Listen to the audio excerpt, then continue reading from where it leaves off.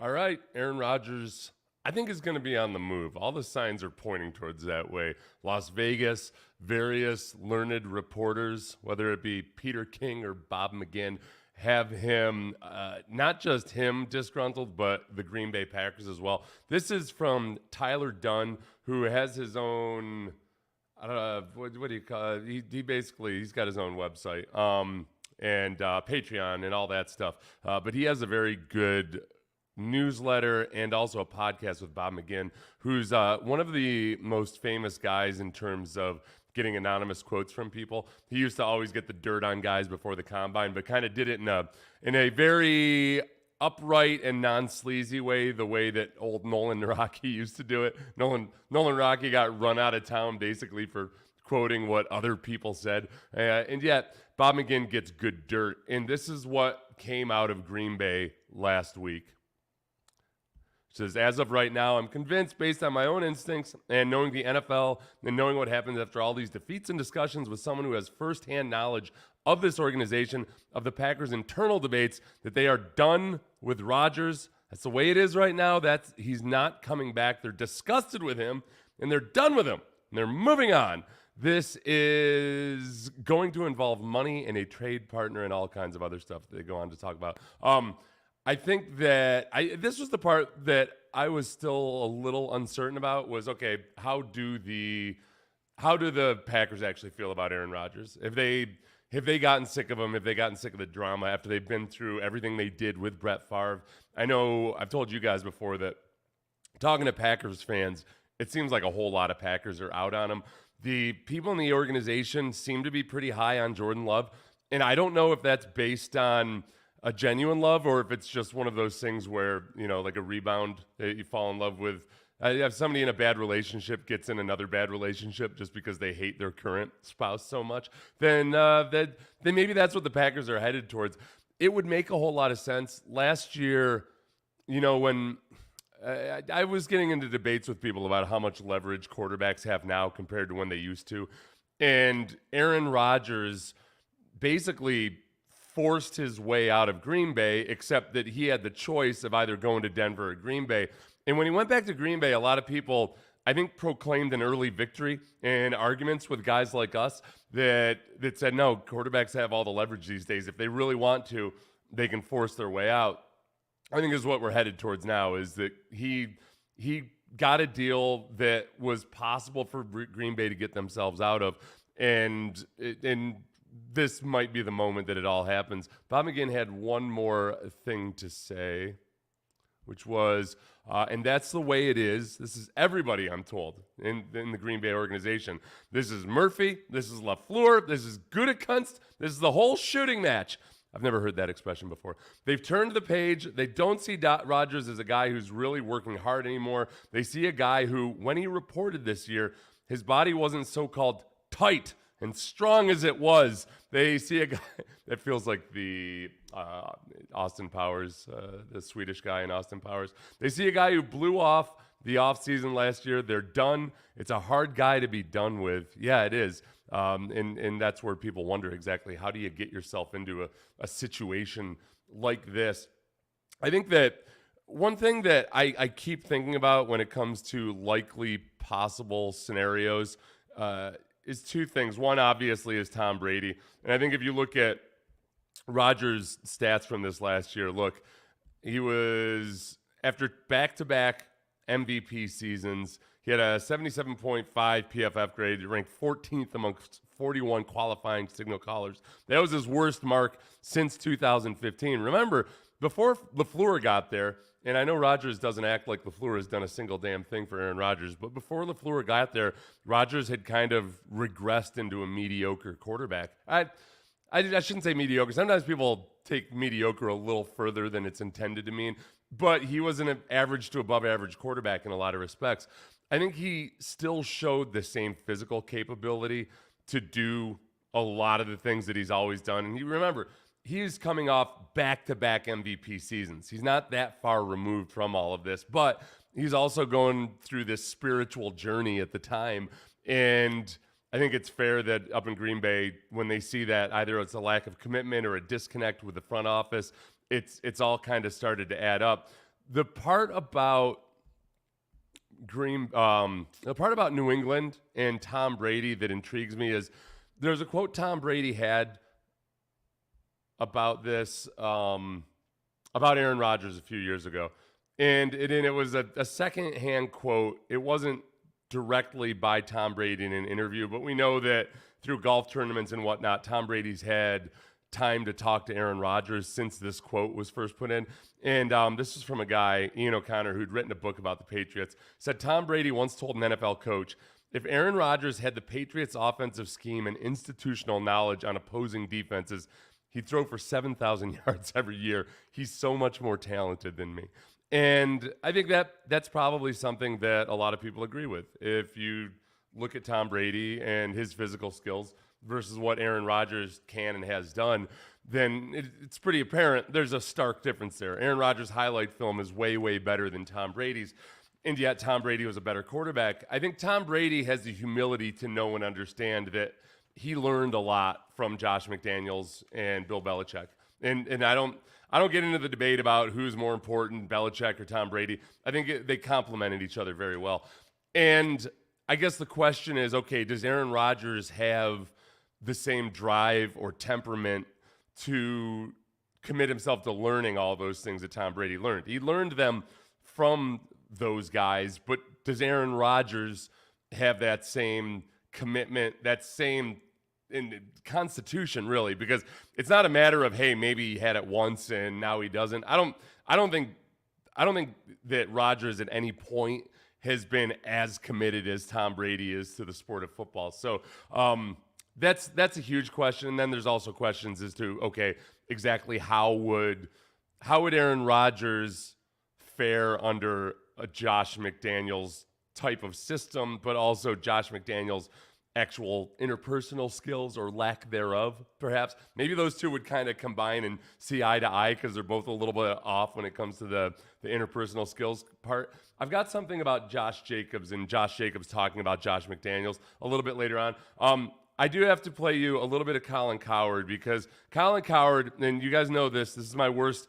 The worst day I ever have is when I have to concede that, man, Colin Cowherd made a really good point. Colin Cowherd makes like 5 really good points here about why the Raiders are likely the best destination for Aaron Rodgers. Right after Ian O'Connor leaves us. Wait, but first, the little where so much of the buzz started was basically because Davante Adams messing around on social media, and then Raiders fans when they were just constantly, I wouldn't say heckling, they were encouraging Aaron Rodgers to consider the Raiders during that golf tournament a few weeks back. I hadn't seen this until this morning when I was getting everything together. Aaron, hey, I heard Davante's looking for a neighbor, bro. Come buy me a house. Got all that money now. So I like all that. But here's Colin Cowherd, my love-hate relationship, Colin Cowherd. Aaron, let's start with this, has never missed Davante Adams more. He'd get him back. Secondly, Green Bay would love to send him to the Raiders, I'm told, because it's a tough division. C, or 3, the Raiders and the Packers front offices have been doing deals last couple of years. These front offices have worked together before. 4, the Raiders have the 3rd most cap space in the league. The Raiders are also excellent offensively. They have a top 10 left tackle, the best receiver, maybe the best slot receiver in Hunter Renfrow, a top 3 tight end. The offensive line, believe it or not, was just a little behind Green Bay in PFF rankings, top 10. Okay, so I agree with almost all of that. The one thing I wonder about is the second point he made about sending Rodgers to a tough division. I know there's probably a certain amount of spite there. And they certainly, I think the Packers probably, if they're, having a few drinks and being honest about it, would love to send Rodgers to a place where he has less chance of success. And it would help them perhaps it would make them look better with whatever ensuing trade there is. So for job preservation or whatever the ensuing performance is out of Jordan Love. Maybe for job preservation it matters, but if you're trying to do right by the organization, I think you got to send them if you have a preference, you send him to the AFC. But I don't know about the division. I don't know about just that you figure, oh, well, he's got to go play Pat Mahomes twice a year and Herbert twice a year. Russell Wilson, if that starts working out, twice a year. I'll give Gutekunst and Murphy enough credit that they're not going to be operating completely out of spite. But the Raiders do just flat out have a good draft pick to trade. They've got the cap space to absorb the $45 million in salary or so.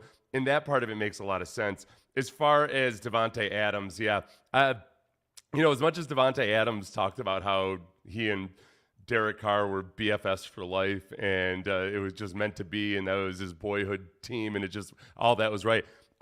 Maybe I just haven't been listening hard enough. I haven't heard a whole lot of complaining by Davante Adams about the way Derek Carr has been treated or the situation, or that he's leaving. Not nearly the same as Aaron Rodgers has whined and complained about various other guys leaving his organization. So I think that makes a lot of sense. I think Davante Adams, after a year away from Aaron Rodgers, probably appreciates Aaron Rodgers as much as Aaron Rodgers appreciates Davante Adams. Davante Adams, I mean, obviously he's a different type of receiver than DeAndre Hopkins, and yet he has that same ability to take any thrown ball and make it look like a really well-thrown ball. And then when you add to that Aaron Rodgers' ability to actually throw with really good ball placement, there are simply a lot of throws that look, Derek Carr ain't making these throws that Aaron Rodgers can. So I think the Davante Adams part makes sense. Sending him to a different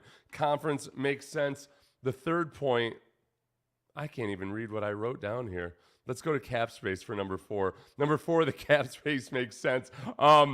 The weaponry on offense, if you look at their depth chart, it's, Davante Adams, Hunter Renfrow, Darren Waller, that alone right there is a lot to make you salivate. And then I think if Aaron Rodgers comes into the fold, Josh Jacobs makes a big, big difference there. And Josh Jacobs Aaron Rodgers, even though he's a big cap hit, might be the best thing to happen to Josh Jacobs, just because then the Raiders are in win now mode for sure. You're going to have a 40-year-old quarterback. You got to win now. Josh Jacobs did, and I'm going to play some audio with him talking about the offense and Josh McDaniels, but he also did talk in a part that I didn't include. He kind of talked about how he thought it was messed up. I think he said messed up, or it was just strange that, remember last year in the Hall of Fame game, the most meaningless of all meaningless preseason games, Josh McDaniels ran the hell out of Josh Jacobs, and people were wondering, really, what the hell's going on here? This seems like Josh McDaniels trying real hard to put his best Belichick foot forward again and establish himself as a hardo. So I don't know. I think Josh Jacobs ends up back with the Raiders. I think that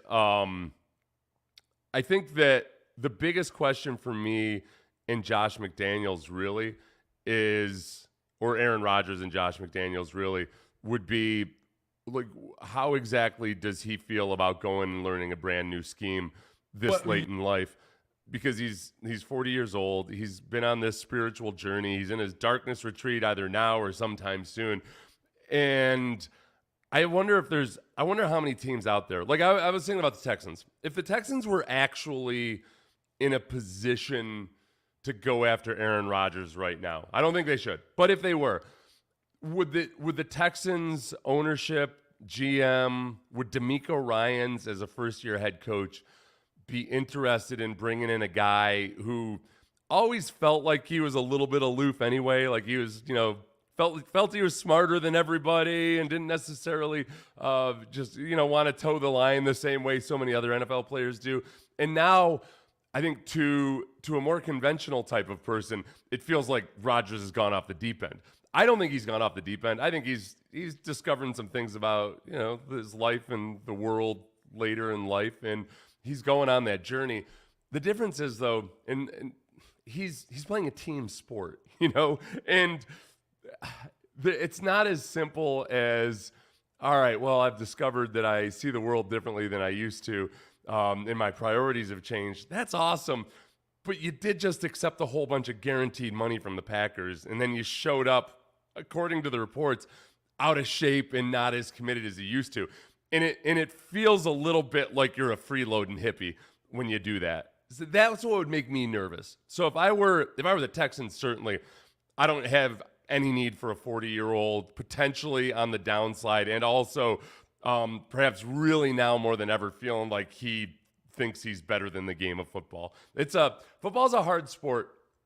I can tell you, if you think of like Arian Foster, it's a hard sport for free thinking guys because, man, it's so structured and so much of it is built around some level of conformity.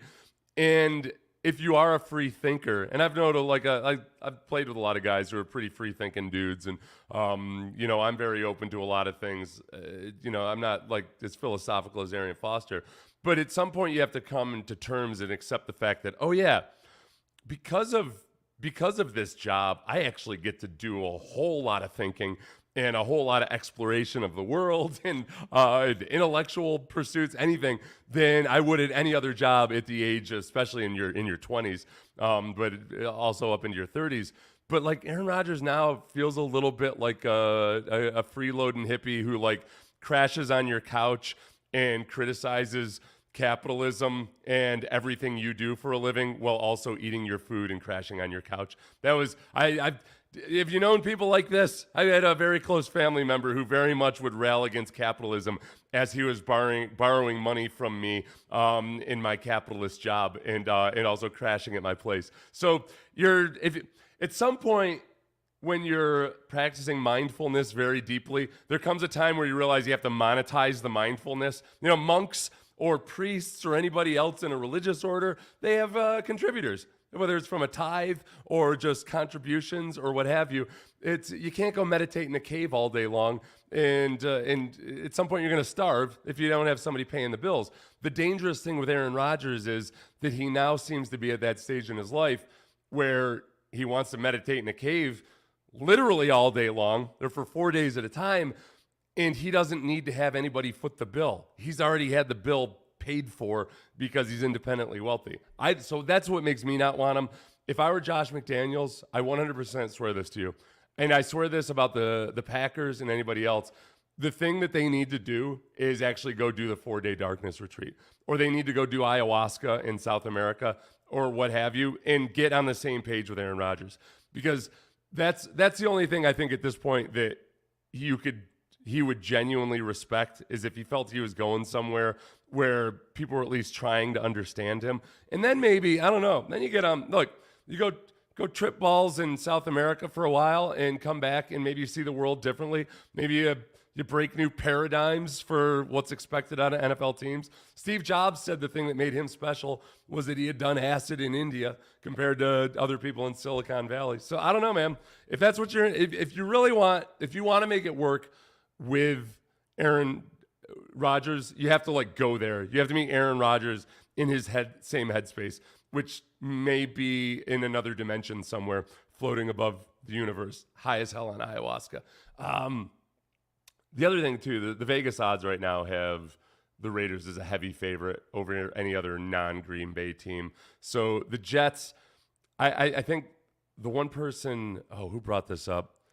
The guy from the SEC network there, I'm blanking on his name, Peter Burns. Peter Burns brought this up. He said he'd love to see Aaron Rodgers approve the trade to go to a team that's owned by the Johnson & Johnson heir, when Aaron Rodgers had criticized the vaccine and a lot about that. That part would be fascinating. Again, I think Woody Johnson might need to go do ayahuasca, and they can look, the Johnsons can afford it. Not to mention they could monetize that by, tweaking a little molecule here or something on ayahuasca and make it a prescription drug. That's what you do, bro.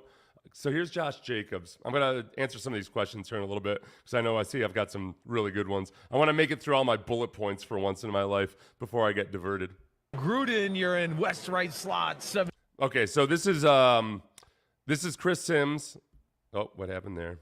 This will be Chris Sims and Mike Florio talking to Josh Jacobs. Looks like they were at the Super Bowl about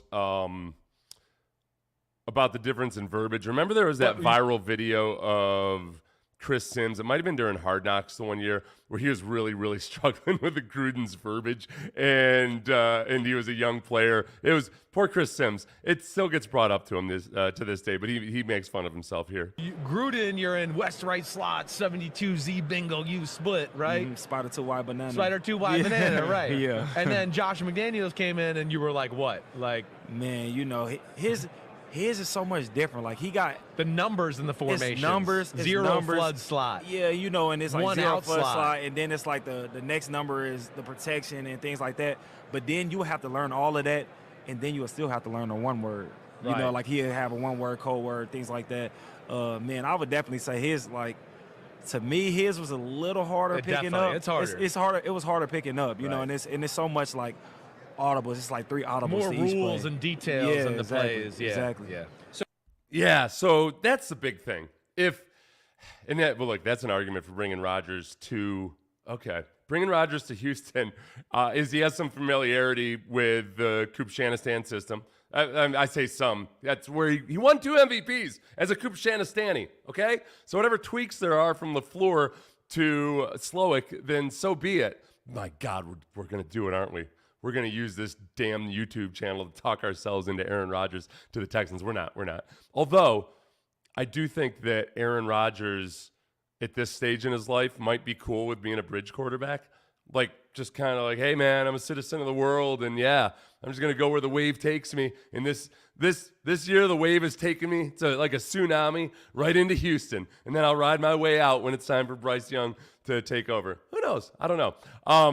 But having to relearn that system, and look, we've seen this in Houston through various different quarterbacks with Bill O'Brien. It's not so simple to just sit down and learn the Tom Brady system. It's kind of difficult. And Josh McDaniels seems to lose his patience with teaching the Tom Brady system pretty quickly. It wasn't a panacea for Derek Carr, although Derek Carr, is a victim of bad defense too. But I think that's the biggest obstacle and barrier. And McDaniels does not strike me as the getting naked, go try whatever, spiritual challenge Joe Rogan is into these days, then doing a darkness retreat or something like that. Matt Burke, the defensive coordinator for the Texans, does. And Bobby Slowick seems like he's a pretty unconventional dude, like in a different way. But, he seems more like a Silicon Valley type, and those guys are all into microdosing these days. I don't think it's going to happen in Houston. I don't want it to happen in Houston until I keep talking myself into it. I do think that the Raiders are going to have to do something to make Rodgers feel comfortable, and it's got to be above and beyond your typical thing. One of the comments that caught my eye here, which I think is a very, very fair question. Here we go, by Carlos. This just strikes me as another whining fit by Rodgers. The Packers might have grown tired of it, but they have no spine in regards to moving off the pain in the ass that he is. Okay, spine or not, I think that they probably saw this coming. That's why the deal that was done last year maybe was a last-ditch effort, but one that forced their hand. They knew that there was going to be a reckoning, that there's this huge salary that comes, this huge guarantee that comes in September of this year. And it would be interesting to see how the negotiations went for this. I wonder if Aaron Rodgers wanted this bonus earlier. That would be the standard anyway. You want more guaranteed money as early as possible in the contract.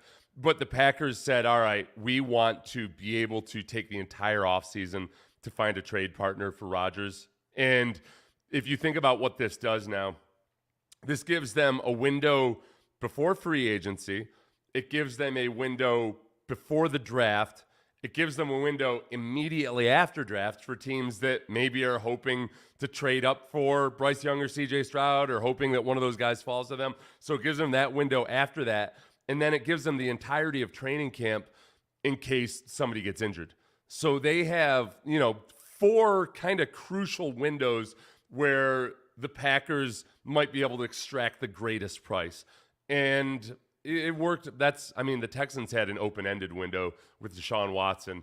Caserio was very, very patient, and as maddening as it was, I still give Caserio a lot of credit for really being patient enough to pull that trade off. I would have panicked about maybe 7 times along that stretch. At some point, I would have made Bill O'Brien look like the most judicious and even-tempered horse trader ever, because I would have freaked out and just been like, it's too many lawsuits. That's it. Where's that? I can't handle this anymore. I don't like the stress. So I'll give him credit for that. Let's see. How red is the hot seat for McDaniels? You're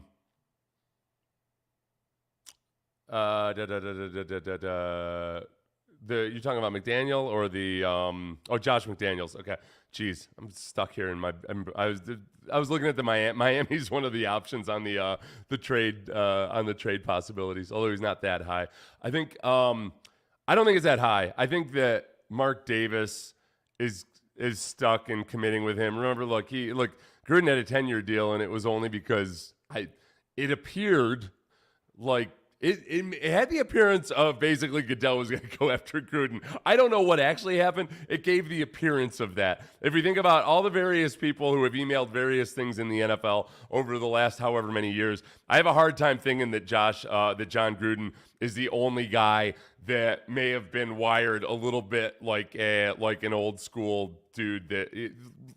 You guys know the story.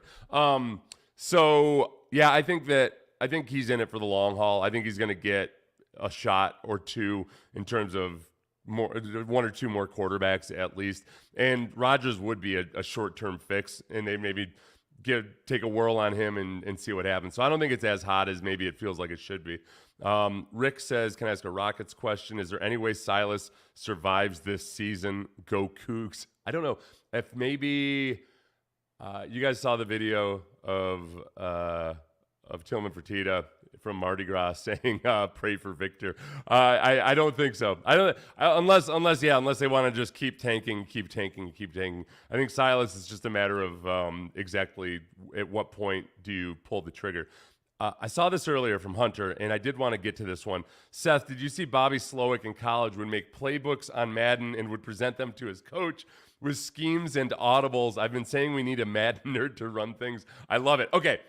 This is what I do like about Bobby Slowick, and I talked about it a little bit this weekend. There's a really good article in the Chronicle that you guys should definitely check out if you have a chance. But he not only would do that when he was a kid. You know, his father, Bob Slowick, was an offensive coordinator in the NFL, longtime coach. He was a coordinator for Green Bay for a while.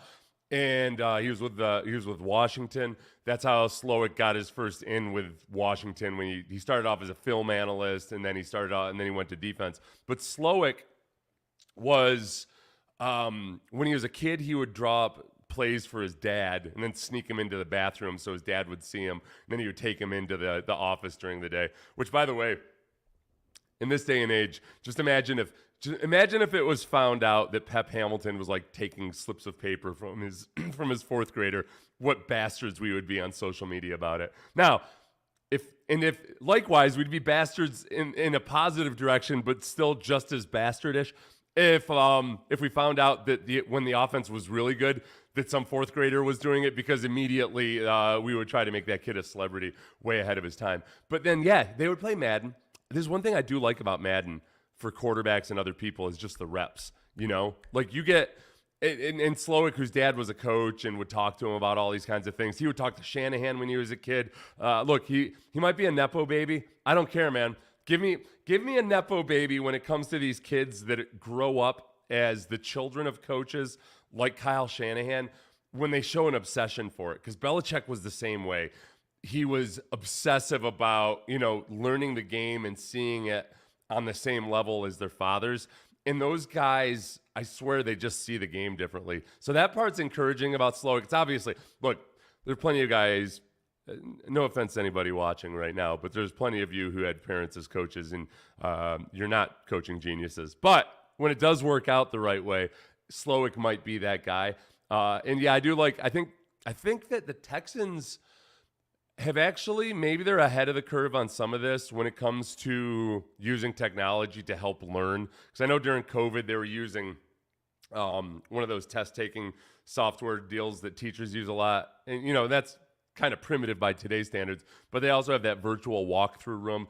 I do think that honestly, like a lot of the football 101 information, and when it comes to the passing side of the game, a lot of that I didn't really learn until like later in my NFL career when I got curious about it, because I never had to. I didn't have to know much about coverages other than how it affected my technique. So I learned a lot of that later on. But like if I were a coach, I would want to try to turn my guys through like virtual learning and apps and everything into guys who just automatically knew how to identify coverages without having to think about it, could understand route concepts without having to think about it. That's the key. Peyton Manning and Drew Brees were as much creations of repetition as they were actual geniuses. It was just, they repped it over and over and over and over again to the point where it was just a different language for them that they could see and feel more so than have to actually think about. I think Brady did more thinking than those two did, and not to insult those guys or anything.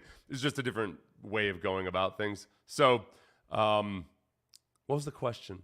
Oh, yeah. I saw the article. It was good. It was really good. There were a few really good little tidbits in there. All right, let's see. Juan, True Texan, says, does Rodgers have a chance to return to MVP level in Vegas? I think the weaponry that he has there, being reunited with Davante Adams, who is a big key in potentially helping Aaron Rodgers learn the lingo and learn the terminology and learn that offense faster. I think that's a genuine obstacle. I mean, look, Rodgers has seen a lot and he's been in a couple different systems, but to really understand and know how Josh McDaniels wants to operate at the highest level, that's going to take some help from others. And Davante Adams obviously can help him out with that. But with Waller, with Hunter Renfrow, Josh Jacobs most likely. If the Raiders go for Aaron Rodgers, I don't think they're trading away Josh Jacobs or allowing him to hold out or anything. So I think that's a fully engaged potential MVP scenario. I bet Rodgers would play the hell out of 2023 if he got traded to the Raiders simply out of spite. Yeah, that's a part about Rodgers I'm trying to figure out, right? He's into peace, love, and happiness.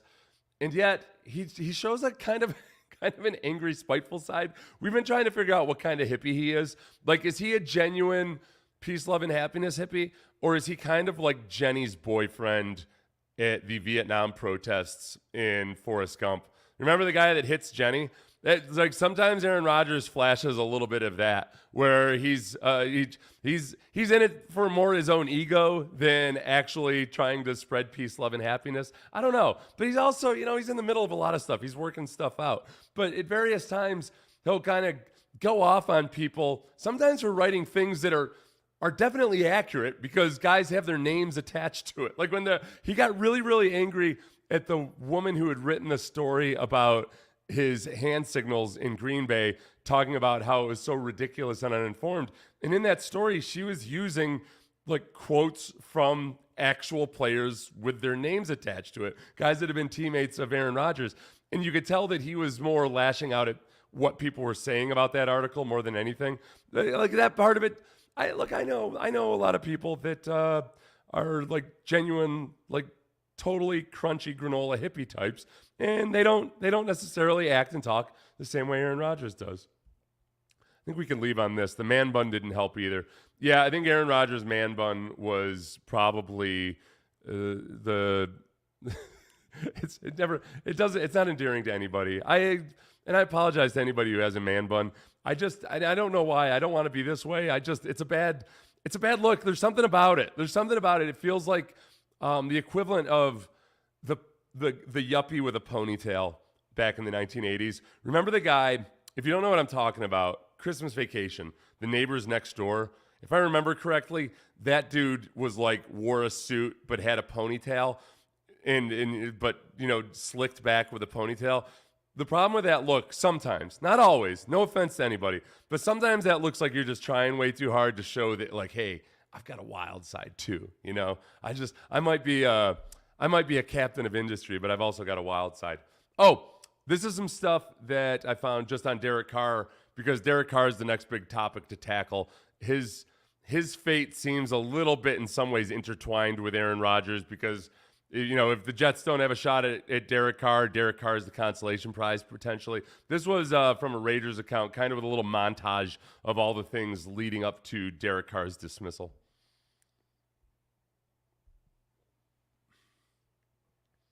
Let's humor me here, Coach. If he does move on. Oh, okay. No, first we've got Herm Edwards. Herm Edwards, who I've been watching more ESPN lately, and for whatever reason, Herm Edwards is growing on me. I never used to like him as an analyst before. Now maybe I take life less seriously, but I think he makes some good points and he has fun with it. So here's Herm Edwards talking about the best destination for Aaron Rodgers. Where's the best fit for Aaron Rodgers? Uh-oh. What's that? The patch on their eye. Oh. The Raiders. They moved from Los Angeles. They've been in Oakland. They've been all over. Now they're in Vegas. And Josh McDaniels, obviously, there's a connection there, right, with this offense. Didn't his old receiver go there, too? Devontae Adams. Yeah. They have a great running back. Got a great tight end as well. The offense is kind of set now. If they could fix the defense, that's another thing, which I think they can do. But think about that conference all of a sudden. You have him in there. You have Mahomes in there, right? You have Herbert. Yep. Okay. And I think there's I Russell think Wilson. Russell Wilson will be better. So all of a sudden, that conference could have some pretty good quarterbacks in there, right? Don't you laugh, Adam Schefter. Don't laugh. Schefty, don't laugh. He can get, all he needs to do is be. Okay, so Schefter goes on to talk about the conference. Obviously, what Herm Edwards meant to say. Let me get your man bun comment out of there. Obviously, what Herm Edwards meant to say was the division. But I like the fact that Herm Edwards is out there, and I don't think that was like a Lovie Smith rhetorical question of Lovie Smith would ask a question he knew the answer to. I feel like Herm Edwards was genuinely trying to remember whether Davante Adams had gone to the Raiders or not, and then also as somebody who screws up words all the time, I do all the time, saying conference when he meant division, I 100% exonerate him and excuse him from that. I believe I kept Adam Schefter on here talking about that dynamic though, because the AFC's already got some good quarterbacks. The division and the AFC West already has some good quarterbacks too. But this would definitely be adding to the wealth. A lot of unhappy people with the way that. I went and did it. I got rid of Schefter. Schefter was agreeing with the point about the Packers likely wanting Aaron Rodgers out of the conference. You don't want that to jump back up and bite you. That's one of those things too, though, that is just a job preservation thing. I always liked Daryl Morey's strategy or philosophy of, hey, don't worry about who you're trading to, because ultimately you need to beat the entire league anyway. And if you're what you're really thinking about, if you want to be hardo about it, which I encourage people to be hardo in their life, I'll trade it to somebody else, even if it makes them stronger. I'm trying to be better than 31 other teams. I'm not going to worry about one move that makes one team stronger. There's teams out there all over the place doing what's best for them. I need to do what's best for our team. So I'd be fine if I were Green Bay if they traded him to somewhere in the NFC. It's just that much more of a challenge for you. So let's call it a day on that one. Please subscribe, and all that stuff. Tell a friend about it. I'm loving the YouTube channel. I very much appreciate the feedback, and you guys make great comments. It makes everything go a lot easier, and actually sparks my brain, gets me thinking about stuff. We'll do a Texans one a little bit later, either today or tomorrow after the show. Payne and Pendergast, 6 to 10 a.m. in the morning, everybody.